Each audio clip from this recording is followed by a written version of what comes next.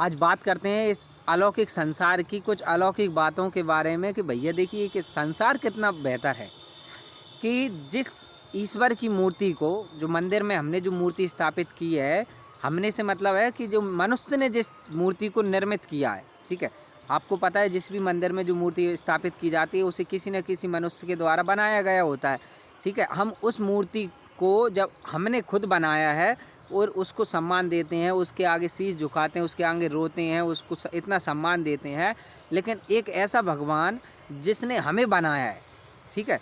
जिसने वास्तव में हमें बनाया है यानी हमारे माता-पिता, हम उनको इतना सम्मान नहीं देते। बहुत सारे ऐसे लोग हैं जो अपने माता-पिता का अपमान करते हैं, उनकी निंदा करते हैं, उनकी बात नहीं मानते। तो ऐसे व्यक्तियों से मैं कह दूँ कि इस संसार में आपको भगवान का प्रतिरूप मिला है, ठीक है? माता-पिता के रूप में।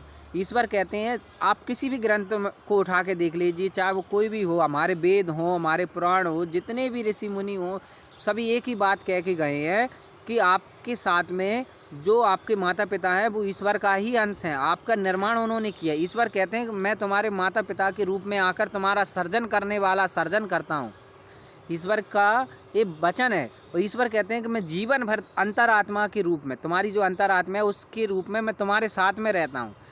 तुम्हें सबसे पहले उस भगवान का सम्मान करना है जिसने तुम्हें बनाया, यानी मैंने ही तुम्हें बनाया है, मैं ही तुम्हारे माता-पिता के रूप में तुम्हारे साथ में रहता हूँ।